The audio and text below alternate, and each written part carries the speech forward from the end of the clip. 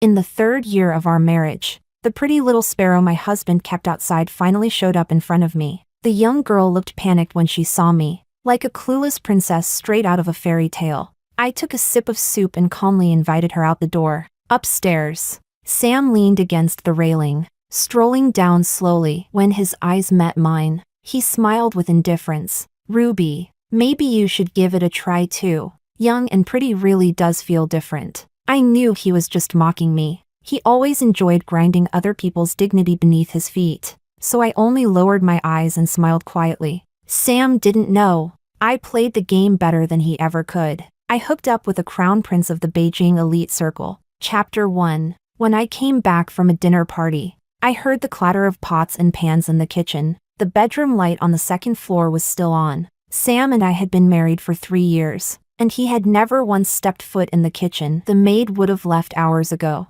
I paused, then headed toward the kitchen. I wasn't surprised when I saw the young girl moving about inside. It wasn't until I got closer that I caught the scent of hangover soup. She looked to be just over 20, pretty like a magnolia blossom. The nightgown she wore didn't fit, dragging on the floor, and the apron around her waist was clumsily untied. She must have heard me approaching because she smiled and said, "Sam, come help me tie this." I obliged. Stepping forward, I picked up the dangling straps and tied them into a neat bow. She turned around with a smile. "Didn't I tell you to?" Her words cut off as her eyes met mine. The porcelain spoon in her hand fell to the marble floor, shattered, a sharp shard grazing the top of my foot. Her face went pale. She stammered, "Miss Ruby." My eyes dropped to her neck and shoulder. A trail of red marks plainly revealed just how good my husband's mood had been earlier. I smiled gently and asked, "Hangover soup? Could you spare me some?" Chapter 2. I can't quite remember when my marriage with Sam started to rot. The first woman who came knocking was his former secretary. She caught me completely off guard. When I opened the door, I saw her entangled with Sam on the couch we had picked out together. Only when I looked over did she feign surprise and jump away. Her acting was so bad she could have been blacklisted from showbiz for 50 years. I knew Sam was dead drunk that day. I also knew she was just betting big while he was unconscious. She got fired. No surprise there. I have a good memory. I recognized Amanda right away, a girl I'd seen 4 months ago. It was raining hard that day. I drove to Sam's company and saw him lift her into his arms, his assistant holding an umbrella for them both. He gently placed her in the car. The whole scene looked like something straight out of a romance drama. I took a sip of the hangover soup. Not too salty, not too bland. Amanda stood beside the table, hands clasped tightly, her fingers white at the knuckles. "It's late," I said, startled like a rabbit. She looked up. "I'll go now." Miss Ruby, obedient, considerate, knows when to retreat. No wonder Sam's kept her around this long. She didn't ask to go upstairs to check on him, didn't mention wanting to change clothes, just grabbed her phone and headed for the door. Halfway there, she turned back. "Miss Ruby, the soup, please remind Sam to drink it. Otherwise, his head will hurt in the morning." I nodded. The moment the door closed, footsteps sounded from upstairs. Sam emerged from the bedroom, his shirt hanging loose, buttons undone, his chest on full display. I looked at him once, then calmly looked away. "You heard her," I said. "No need for me to remind you." He nodded and slowly descended the stairs. It had been a long time since Sam and I faced each other like this. He had a parade of women around him. Even if you lined them up, I wouldn't even make the list. Our marriage was barely holding together. "Ruby," he called my name softly. His voice was gentle. I looked up. He smiled at me. "Maybe you should try it too," he said. Young women really are different. Chapter 3. I looked at his calm, indifferent face and suddenly recalled our wedding day. Everyone was smiling, congratulating us on our everlasting love. Only my best friend, helping me with my dress in the dressing room, remained expressionless the entire time. As the staff called me to walk down the aisle, she gently tucked a lock of hair behind my ear and said softly, "Ruby, welcome to the mire." Marriage into wealth is more of a transaction. On paper, my marriage to Sam looked like a picture-perfect arrangement. Passers-by would marvel at how ideal we were for each other. No one cared about what kind of cheap material was hidden beneath the polished surface. Under the veil of wealth and power, sincerity meant almost nothing. What I didn't expect was that it would be my husband encouraging me to cheat first. Chapter 4. My phone buzzed on the table. I looked down and saw a message from the young man. Sam sat across from me. I stood up and wiped my mouth with a napkin. Something came up. I'm heading out. He replied blandly. Okay. There were few cars on the road this late at night. I reached Zach's location with no traffic. There were still quite a few cars parked outside the bar. A small group of young people chatted nearby. Under the streetlight, I easily spotted Zach. Tall, broad-shouldered, narrow-waisted, the white light softened his features but couldn't hide his good looks. I parked and walked over. Zach. He looked up, but before he could respond, a girl stepped between us. The heavy stench of alcohol made me frown. She shoved me with considerable force and sneered. Hey, who are you? Still hitting on younger guys at your age? I was only 25, but after years in high society, I carried a sharp, guarded air that distinguished me from sheltered students. She gave me a once-over and scoffed. You really think Zach would go for some old woman like you? Before I could respond, Zach grabbed her wrist. The girl winced from the pain, her drunkenness fading a bit. Zach, she's my senior, he said, his tone cool in the night air. The girl froze and then muttered an apology. Sorry. I didn't. My social life doesn't need your input. We're not that close. Classmate. He let go and added coldly. Maybe you need someone to teach you some manners. She looked devastated. I could practically hear her heart breaking. TSK. Poor thing. Chapter 5. I met Zach in a bar too. The first time one of Sam's scandals blew up. It ended up affecting both of us. The company's stock price took a hit, and I had to clean up his mess with PR. Frustrated, I went to a bar alone. The place was packed. The bartender joked, maybe a prince on a white horse will show up to save you. I shrugged it off and headed to the restroom. Coming out, I happened upon a confession scene in the hallway. Over the blaring music, I heard a girl shout with all her might, I really like you. Will you be my boyfriend?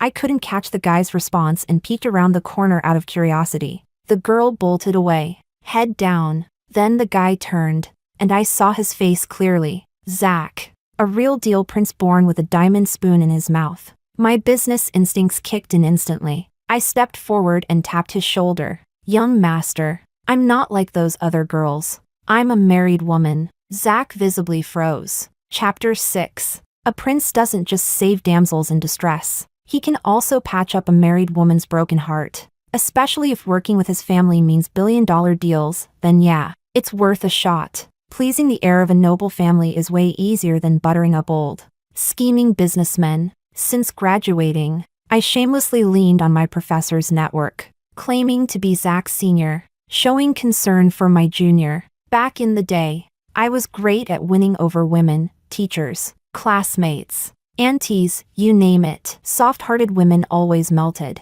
But Zach was immune. He deflected every attempt at flirtation, masking all my advances under the dignified title of senior and junior. Just like tonight, I came to pick him up from a bar because I cared for my junior. Chapter 7. By the time I started the car, Zach was already in the passenger seat. Thanks for the trouble. I leaned over, pulled down the seatbelt above him, and buckled it for him. He held his breath, inhaling sharply, then fell silent. I could almost smell the faint scent of alcohol lingering on him. When I looked up, our noses were nearly touching. I teased him. Why'd you stop talking? Zach nearly jumped out of his seat, quickly pushing me away. Too close. The young lord's ears flushed bright red. He looked just like a long-haired ragdoll cat puffed up in winter. Ruby, can you not talk like that? I leaned back against the driver's seat, turned the wheel, and replied seriously. You stepped in for an old woman like me. I can only repay you with myself. Ruby. The ragdoll fluffed up again. MHM. I responded calmly. What are your orders, young master? He frowned. The young lord shut up. The young lord sulked. After a long moment, I heard him mutter, You're not old. Then should I still repay you with myself? Silence from the passenger seat. When the red light turned green, I glanced at Zach. He was leaning on his hand, eyes half-lidded, staring at my hand. The diamond ring on my ring finger sparkled brilliantly. An obvious wedding ring. Sam's had long been lost. Who knew where? I was the only one still wearing mine. Most people in our circle didn't wear wedding rings. Love and loyalty had nothing to do with our hollow marriages. So naturally, I was seen as an outlier. At first, they joked Sam would become a henpecked husband, but I never made a fuss. So later, they envied him, saying he was lucky to find a wife who loved him that much. Loved him so much, she tolerated the other women too. Just as the yellow light turned green, I heard Zach's calm voice. I don't date married women. Chapter 8. The next day, I ran into my friend Elise at an auction. She glanced at the dark circles under my eyes and said bluntly,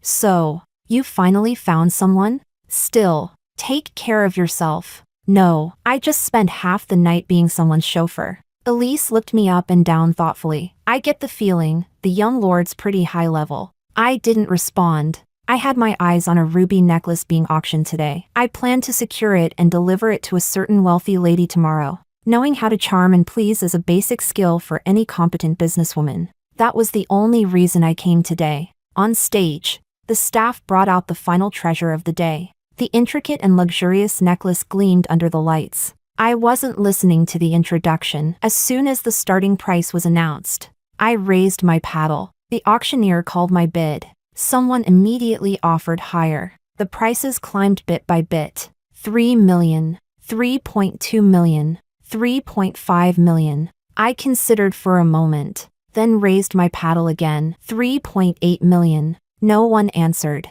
Any other bids?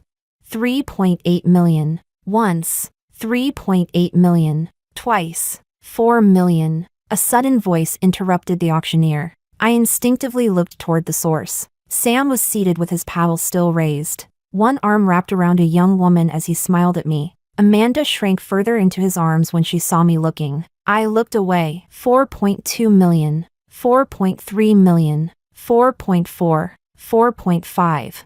It was like Sam was deliberately competing with me. Everyone else kept quiet, watching the drama of a wealthy couple falling apart. I was getting a headache and stood to walk over to Sam. "I thought you weren't into collecting jewelry." He smirked. "Just suddenly thought that necklace would look great on Amanda." I looked at Amanda. She met my gaze and bit her lip. Eyes red. "Miss Ruby, that necklace, it's really beautiful." Sam shrugged, his peach blossom eyes gleaming with mischief. I nearly lost control of the composure I'd maintained for years. Sam loved watching women fight over him, especially me. The women around him came and went, all with their own ways of provoking me. The only time I ever lost my cool was 2 years ago, when I slapped one of them. I don't even remember her face clearly, only that Sam looked delighted when he saw me angry. He grabbed my hand, the one I used to slap her, and gently stroked it. His tone indulgent. "Ruby, if she upset you, just tell me. There's no need to dirty your hands." Chapter 9. I didn't say another word and got up to leave. Inside the hall, the auctioneer dropped the gavel, sealing the necklace's fate. I stood at the door and watched as the staff guided Sam and Amanda to make the payment. At the moment Sam handed over his card, my mood suddenly improved. I looked down and sent a message to a contact marked AAA, Beijing Circles Prince Zach. "Where are you?" Zach replied quickly, "Lab." I checked the time, then asked, "You skipped dinner again, didn't you?" The typing indicator flickered for a while, but no message came through. So I followed up myself. "Private kitchen. Wait for me. I'll be at the school gate in about 40 minutes. When I put away my phone, Elise glanced at me. "Delivering dinner to the young prince today?" I nodded. She hesitated, clearly wanting to say something. I smiled. "Elise," I said, "I'm a businesswoman." Chapter 10. My timing was perfect. Zach stood by the school gate like a well-trained sentry, a little stiff, slightly adorable. I pulled up in front of him, rolled down the window, and handed him the food from the passenger seat. "Thanks," he said softly. I looked up, ready to tease him, and then I saw two familiar figures not far away. What a small world. Turns out my husband's little flower was a top student too. The necklace Sam had just bought was already hanging around Amanda's neck. Even in the dim light, it was hard to ignore its beauty. Jewelry is meant to enhance the wearer, but the young girl was too raw, too green to carry off something so opulent. Instead, she became the accessory to the necklace. My idiot husband. In her early 20s, blooming like a flower, she needed no decoration to be stunning. Zach followed my gaze. Sam's back was turned to us. Only Amanda's face was visible. She's very pretty, I remarked, looking at Zach with amusement. He turned, met my gaze, and twitched slightly. My husband really likes that type. I said to him, I don't like that type. Zach replied without thinking. Our lines collided midair. I blinked, then laughed teasingly. The young prince's face flushed bright red. He covered his face with one hand. I was intrigued. Then what's your type? Zach was hopelessly shy, like a snow mochi stuffed too full with strawberry filling, tempting to squish. Young master? Ruby. He exhaled, still pink around the ears, then dropped his hand to look at me. Your husband liking that type. What do you mean by that? It was hard to define one's own type, but clearly, Amanda and I were on opposite ends of the spectrum. If he liked Amanda, well, the implication was obvious. I didn't answer. I just smiled and waved him off. Go eat. It's late. Zach frowned, looking slightly unhappy. After a moment, he sighed. Are you free next Friday? What for? I perked up, grinning. You finally taking the first step in our forbidden romance? Ruby. He said my name through gritted teeth, ears burning. I just want to thank you for taking care of me. I want to treat you to dinner. Just the two of us? Yeah. Food and desire, the two great cravings of mankind. A man and a woman alone at dinner. Young master, your intentions aren't pure. I reached out to pinch his cheek. He flinched and stumbled away as my fingers caught his dimple. He looked like a startled puppy. Forget it if you're busy. Zach turned away, sulking. Of course I'm free, I said with a smile. See you Friday. Chapter 11. I expected Amanda would come to see me. I just didn't expect she would come so quickly. Her message reached my phone while I was still working through some files. After reading it, I pushed the folder to my assistant. I'll be back in about half an hour. Host the first 5 minutes of the meeting for me. She nodded. I went downstairs, got in the car, and drove to the cafe Amanda had chosen, just a short distance from Sam's company. When she saw me, she immediately stood up. Miss Ruby. I nodded. She smiled softly. I remember you don't like coffee, so I ordered you a fruit tea. Is that okay? I inclined my head. You said you had something to tell me. What is it? Amanda looked at me, her eyes gradually turning red, then lowered her head and touched her still flat stomach. Miss Ruby, I'm pregnant. I grew up without a father, in a single-parent household. I know how much harder it is for a child to grow up without a dad. Miss Ruby, I hope my child can have a complete family. I took a sip of the fruit tea. I remember Sam has always been very careful with his precautions. The absence of an illegitimate child had been one of the biggest reasons I'd tolerated him this long. Amanda's tears fell onto the table, one by one, like stars scattered from the sky. That day, I didn't take the pill. Miss Ruby. She looked up at me, a beauty in tears, enough to make anyone's heart ache. It's my fault. I really love him too much. Miss Ruby, I'll only ever love Sam in this lifetime. I'd always thought Sam was foolish. The women he kept outside were foolish too. I'd barely started to think Amanda might be different, only to realize she was just another fool. I watched her cry with cold eyes, glanced at the time, and realized this meeting could end sooner than 30 minutes. Miss Amanda, I called her calmly. Do you know why I agreed to meet you today? She blinked, her eyes red, looking as pitiful as a little jade rabbit. My time is valuable. I usually don't get involved in Sam's messes. Plenty of people have messaged me before. I treated them all as spam. But you're different. You're beautiful. I rarely compliment anyone's looks, but she truly was a rare beauty. Beautiful enough that I was willing to spare half an hour for her. After all, beauties are always pleasant to the eye. I took a tissue, stood up, and gently wiped the tears from the corner of her eye. Please, use that face of yours to get Sam to divorce me. Will you?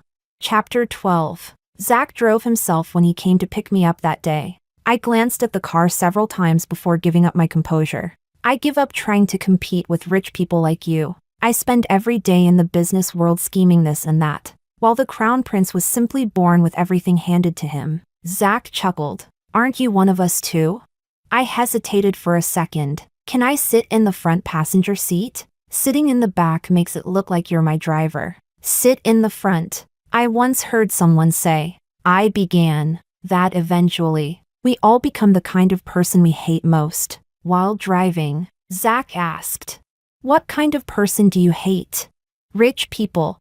The restaurant Zach picked had a great ambience. We sat by the window, chatting idly over dinner. Halfway through the meal, a waiter wheeled over a small cart with a birthday cake on it. I looked up, surprised. Zach met my eyes and smiled. Happy birthday. I didn't know what to get you, so I figured I'd treat you to dinner. I smiled back. In this circle, people are all seasoned players, and someone like Zach, with such a background, couldn't possibly lack awareness. He surely knew my motives weren't entirely pure. After all, the best way to close the gap between two strangers is always through subtle ambiguity. Yet Zach always walked right on the edge of that red line, neither stepping forward nor retreating. It wasn't that he didn't know what gift to buy. He just understood that compared to something lasting, a single meal keeps things comfortably ambiguous. But why?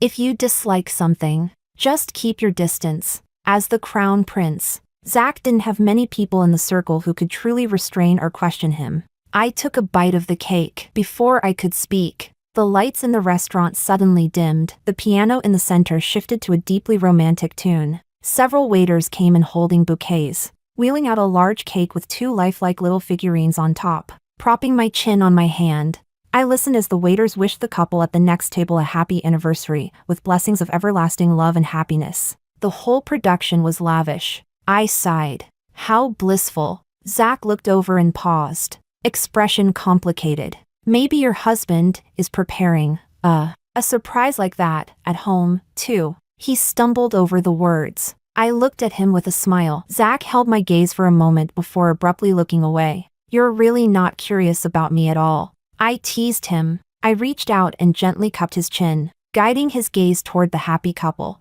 One of them was someone he'd seen before, Amanda. And the other, see? That's my husband, right there. Chapter 13. When Zach stood up, he almost knocked over the wine glass on the table. I reached out and grabbed his wrist. The young man froze mid-movement, lowering his gaze to meet my smiling eyes. The anger on his face softened by 3 degrees. For the first time, the crown prince didn't shake off my hand as if avoiding the plague. Propping my chin on my palm, I smiled at him. Want to have a drink with me? When I dropped Zach off at the hotel, the truth was I hadn't drunk much, and neither had he. It was only at the moment I was about to say goodbye that I suddenly heard him ask, Ruby, that first time we met, it was because of him that you went to the bar, wasn't it? Zach sat in the chair, looking straight into my eyes without flinching or dodging. His cool, pale skin had been tinged a faint pink by the alcohol, but his eyes, like a night sky strewn with stars, shone brightly, almost dazzling. From the day I met Zach, it felt as if he had always been rejecting people. Distant, aloof, a noble son raised under a strict and refined family tradition. And yet, only in front of me did he sometimes reveal a flicker of boyishness. Maybe it was the night being too beautiful. Maybe it was the intoxication. Everything about the moment told me, now is perfect for confiding our hearts. I stepped closer, reaching out. Zach didn't move away. I smiled. My marriage is a failure. I've always known he had someone else outside, as long as it didn't end up in my face. I let him do as he pleased. Everyone laughs at me for being foolish. He's out there playing around. And I'm still the only one who keeps wearing our wedding ring. That day at the bar, his vacation photos with someone else had been posted online. It was his birthday, and I was still stupidly waiting for him to come back so we could celebrate together. Turns out he already had someone else celebrating. I was so sad that day. The more I drank, the more I thought, why can't I? I looked at Zach, and my vision suddenly blurred. The moonlight was quiet. This kind of atmosphere has a magic that can turn lies into truth. Why am I the only one still holding on? I cupped Zach's face. He froze. Ruby, I said. And then I saw you. You're special. You're not like anyone else I know. You give me a sense of distance, of loneliness, of being neither close nor far. I've heard many people claim they're lonely, but I think your loneliness is real. It feels like deep down inside you, there's only yourself, and you're always pretending. I lowered my head. Our eyes locked. So close our breaths mingled. The young man's face slowly shifted from pink to red, like a pressure valve being turned tighter. My voice caught. Will you stay with me? Or, I leaned toward his ear and whispered softly, give me a chance to work with you. Chapter 14. I stepped back 2 paces, nearly bursting out laughing right in front of the crown prince. Zach's expression went through a series of dramatic changes before he finally caught on. His face was so dark it could drip ink. Ruby. The young man growled my name through clenched teeth. I responded cheerfully, yes?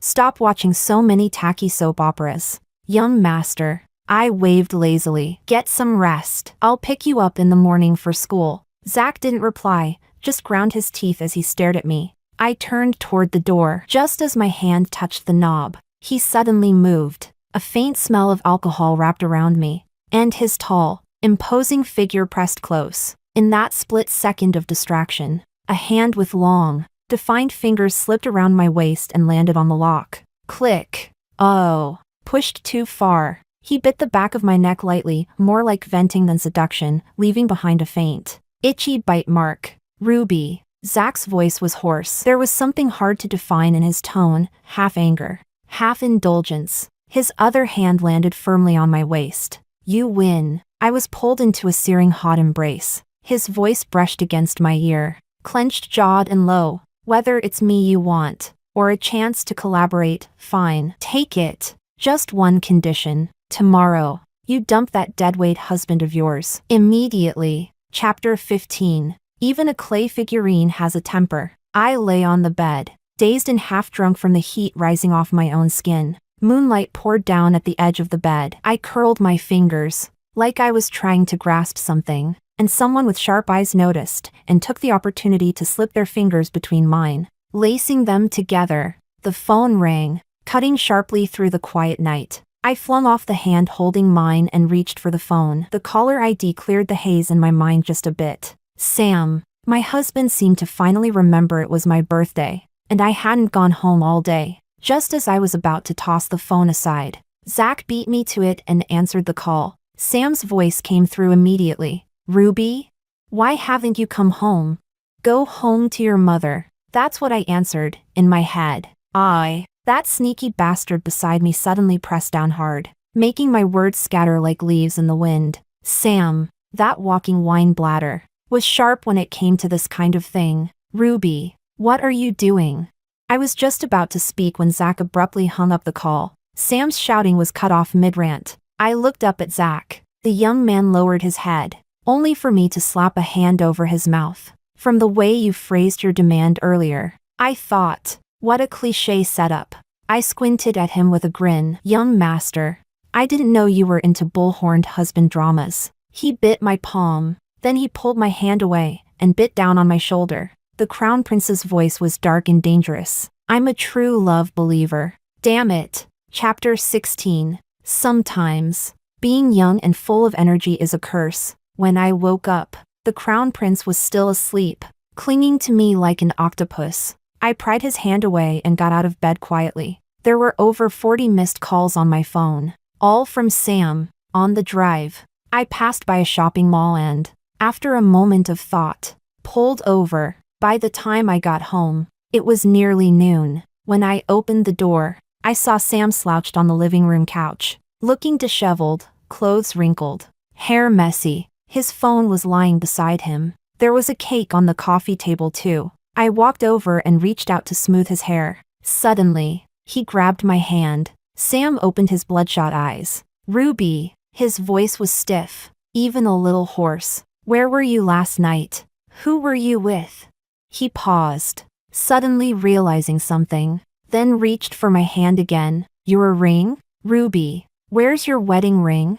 Some young master took it off. I pouted slightly, pulled my hand back, and smiled at Sam. I brought you a present. Under his confused gaze, I pulled out a paper shopping bag from the mall. From it, I took out a hat, bright, vivid green, a very green hat. Tada. I gently placed it on Sam's head and stepped back a few paces to admire my work. It suits you perfectly. Sharp taste. As expected of me, Sam looked like he was going to faint from sheer rage. He yanked the hat off and slammed it to the ground. We're all smart people here. He stared at me, eyes dark and heavy. Who is it? You're planning to start trouble? For the sake of our marriage, I suggest you don't. Even if you want to cause him trouble, he won't be that easily troubled. Who is it? He wouldn't let it go. I smiled. Zach. The name dropped like a bomb. Sam froze for a second, stunned. When he snapped out of it, he grabbed my hand. Ruby, you're lying, aren't you? Was he doubting that someone like Zach would be interested in a married woman? Or was he refusing to believe I'd ever betray our marriage? I just smiled and pulled out a folder from my bag. A divorce agreement. It had been ready for a while now. I'd been waiting a long time. Amanda just wasn't very effective. I sat across from him. Take a look. The division of assets is simple. What's yours is yours. What's mine is mine. I'm not taking advantage of you. I'd prefer if you signed it today. The sooner we get divorced, the better. Sam didn't move. Ruby.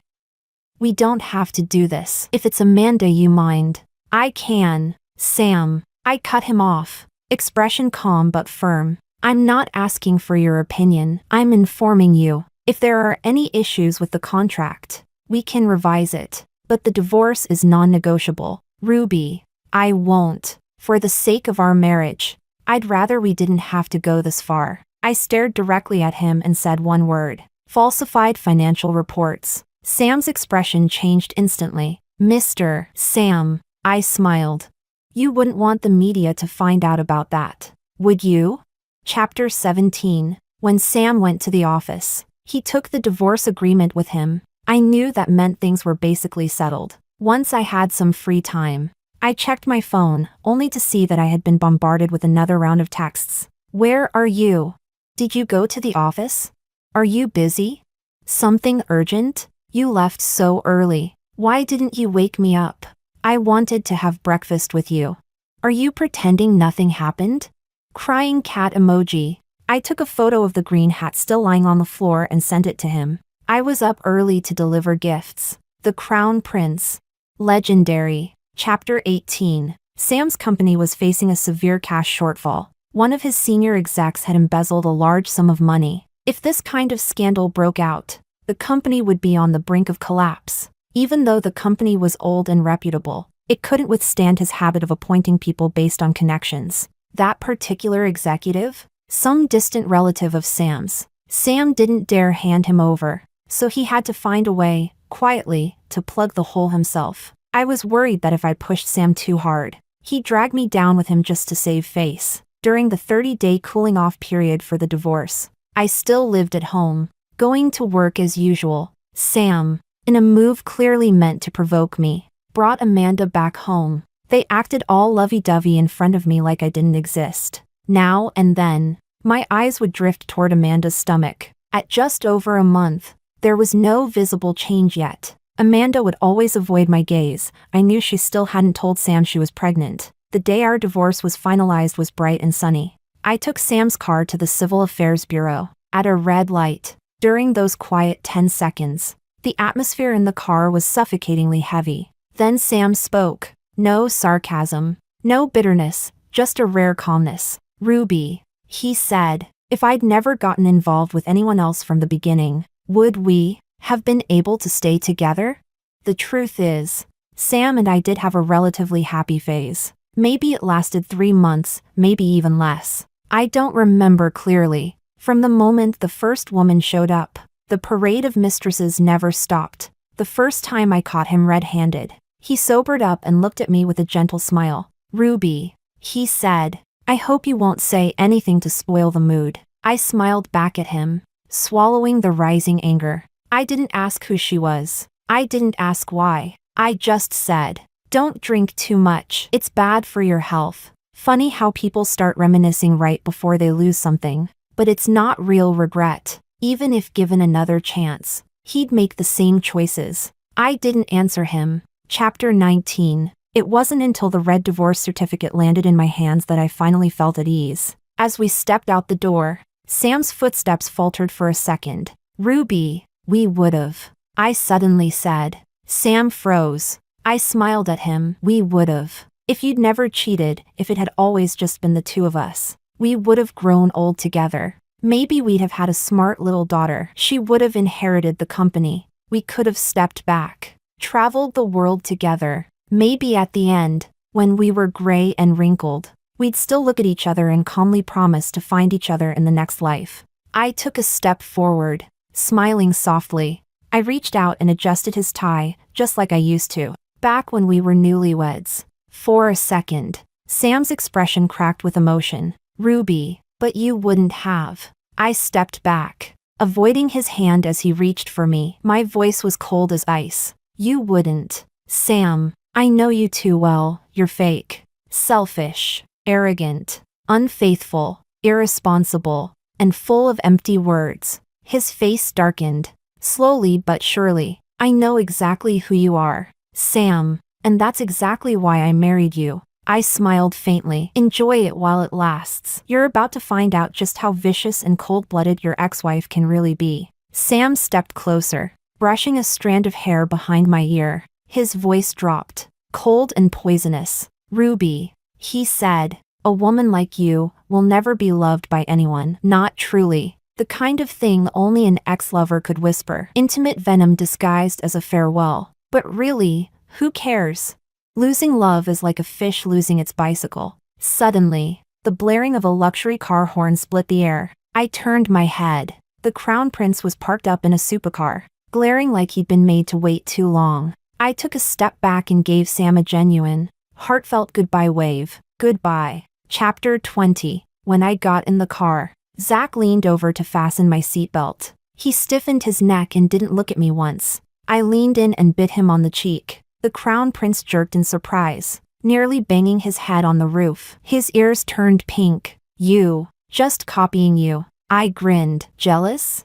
He huffed with obvious bitterness. You're divorced. But still fixing his tie. I kissed his cheek. Relax. The love was dead long ago. Zach looked up at me, his eyes full of unspoken sulking and reluctant affection. He looked like a puppy that wanted to stay mad but couldn't help wagging its tail. I pulled out my phone and made a call to Sam's biggest rival. After all, I promised Sam I wouldn't leak anything to the media. But what other people do, well, that's not my business, is it? Chapter 21. News broke about Sam's company. Negative rumors spread like wildfire. Sam was running around putting out fires, desperate to save face, but still refused to admit to anything. Until one afternoon, my assistant knocked on my office door. Beaming, boss, she said, they've issued new stock. The fish has taken the bait. Chapter 22. When it comes to people you never want to see again, there's no such thing as goodbye. Sam's company barely survived the first round of media fallout and held its shareholder meeting. The conference room was bright and tidy, standing in front of the floor-to-ceiling windows. You could see the people rushing about below at a glance. I took a moment to admire the view and sighed deeply. The world really is just one giant Chinese breakfast wrap. The crown prince beside me, bundled in a cap and mask, insisted on coming along. Okay, let me buy you one later. Footsteps echoed from outside the room. Shareholders began filing in, and then came the last set of footsteps in the corridor. So familiar. Just like years ago, before we were even married, when he'd rush out the moment he heard I was at the office. Back then, his footsteps sounded just like this. Quick, anxious. Outside, the assistant's voice came softly. Sam, the one sitting at the head of the table is the primary shareholder. The one who just bought. The wheels of the chair rotated slightly, just enough to shift across the thick carpet with the faintest sound. I turned around, both hands resting on the table, smiling leisurely at Sam. Long time no see. Sam, who would have thought we'd meet again so soon? Sam's expression almost cracked. Chapter 23. When we shook hands, he used 90% of his strength. I didn't hold back either. My freshly manicured nails did all the dirty work. The The meeting didn't go smoothly, mainly because I was enthusiastically pointing out every flaw in Sam's operation. Can't blame me, though. His company was practically made of holes. Several times, when facing my pointed questions, Sam's face nearly contorted beyond repair. The darker his expression grew, the better my mood got. After the meeting, shareholders began filing out. One of them wanted to make polite conversation with me, but Sam intercepted. The man blocked my way with his tall frame. He looked down at me, eyes stormy, face dark enough to rain. "Ruby," he growled, "you really are shameless, disgusting." I reached out and stopped Zach, who was clearly ready to charge in. Then, calmly, I patted Sam's shoulder like I was brushing away dust that wasn't there. My tone was light, mocking, even. "Oh, Sam, that's where you're wrong again. In business, there's no such thing as shameless. If you can't hold on to your company." My smile didn't reach my eyes anymore. "Then don't blame others for taking it. The business world is ruthless. It's a field of wolves. No one knows who'll bite whom once they smell blood in the water. And I told you, didn't I?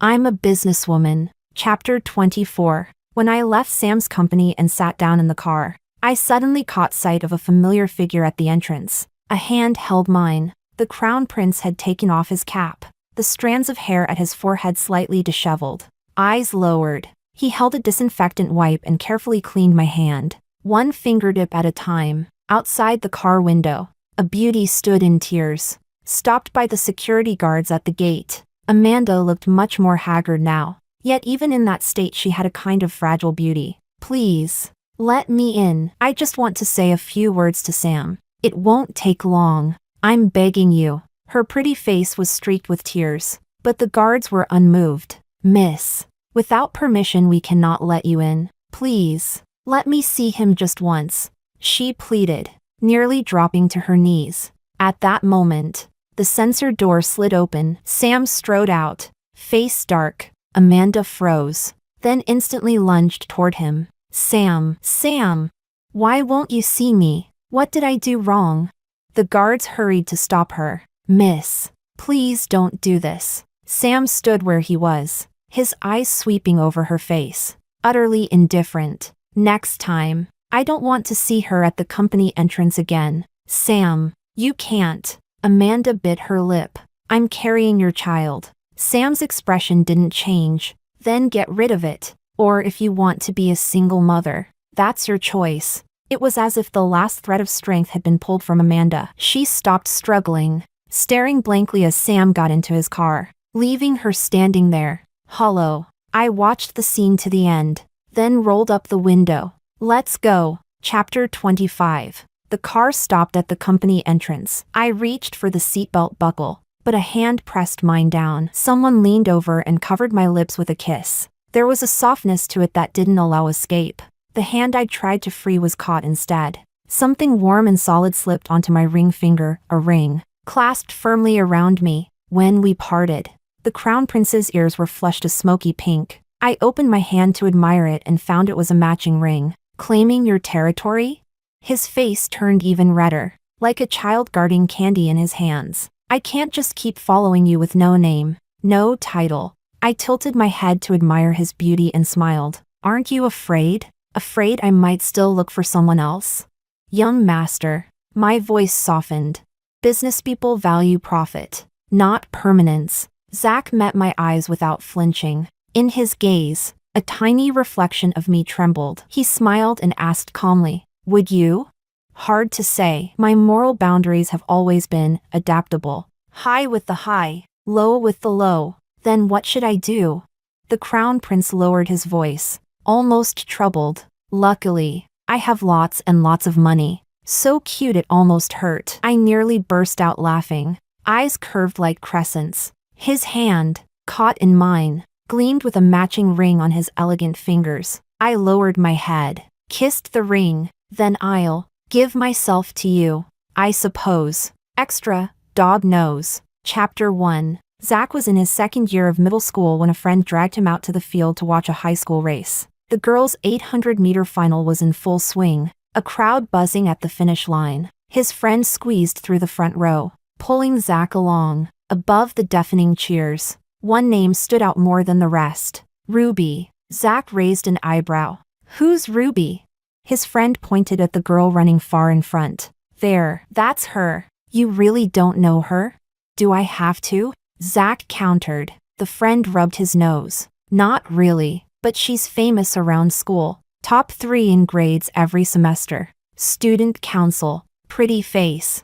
And people say she's really nice. Zach didn't comment. The shouts around them grew louder. The girl at the head of the pack was closing in on the finish line. Zach looked up, met the girl's smiling eyes under the sun. Her ponytail swayed and swayed. Ruby's face was flushed pink from the heat. Peach. The word popped into Zach's head automatically. Before he could process the thought, the girl tore through the finish line. Amid the thunder of cheers, she couldn't slow her momentum and ran straight toward the crowd. Zach reacted instinctively. He was knocked back by the force. But luckily, the prized 800-meter champion landed right in his arms. The warm, soft weight against his chest was far more startling than the sting from the scrape on his elbow. And in that instant, as his body temperature shot up, his mind registered only one thing. She smelled like camellias. Chapter 2. Zach rarely dreamed. He usually slept like a rock. So when he woke up gasping from a dream,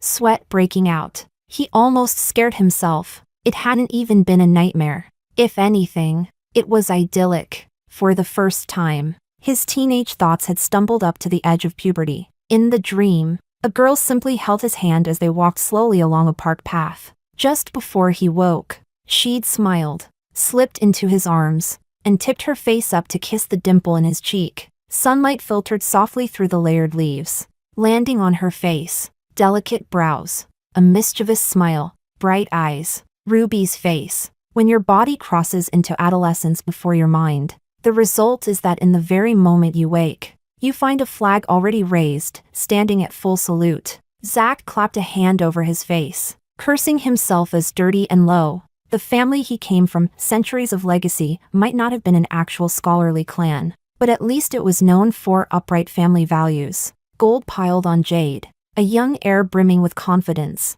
and for the first time in his life, he utterly despised himself. Chapter 3. Zach was tricked into a club by his troublemaking friends on his 21st birthday. It wasn't until he saw the crowd of pretty girls packed into the private room that he realized he'd been set up. His friends sat off to the side, watching the show. The girls swarmed him, cutting off all escape routes. Standing in the middle of the circle, Zach's ears buzzed. His brain felt like it was one breath away from exploding. Mostly, he was furious with his so-called friends. He finally found an excuse to go to the bathroom and slipped away. Zach was calling one of his friends from the hallway when a girl intercepted him, just to confess her feelings. 20+ years of proper upbringing helped him push down the irritation and decline politely. The young girl, blushing, ran off covering her face. On the other end of the line, his friend laughed gleefully. More girls just went looking for you. Bro, you're done next time. Zach replied coolly.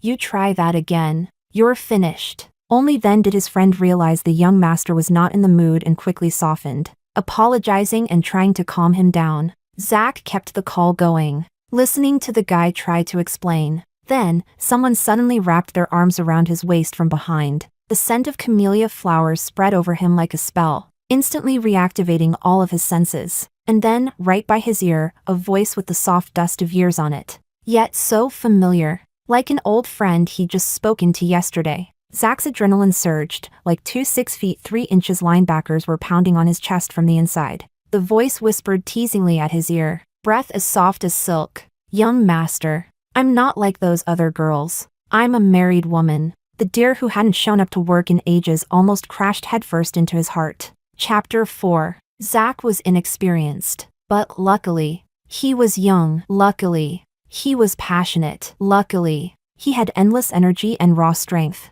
And, most of all, under the pressure of moral codes, social expectations, and personal restraint, he finally broke free, letting loose a flood of repressed desire, possessiveness, and just a touch of dark jealousy. Zach lowered his head. One plum blossom after another bloomed across the snow. All the way down, the room was dark, no lights on, only the sound of two bodies breathing in tangled rhythm echoed like thunder in the quiet night. Suddenly, a pair of hands cupped his face. Zach looked up. Ruby's hair was spread across the white sheets. Moonlight spilled into her eyes. Her lashes were wet with tears from sheer physical reaction. Her gem-like eyes shimmered in the dim room, as if soaked in starlight and tears, dazzling and alive. She met his gaze, eyes curving with a playful smile. "Are you a dog?" Zach, in the least appropriate moment, remembered a childhood nursery rhyme from his innocent days. Snow fell, and the little painters came out to play. The chicks painted bamboo leaves. The dogs painted plum blossoms. Dogs painted plum blossoms. A light chuckle escaped his throat. He lowered his head and kissed her between the brows, soft and ticklish like wind-brushed petals. The scent of camellia clung to the air. She asked playfully. Zach answered, dead serious. "Possibly."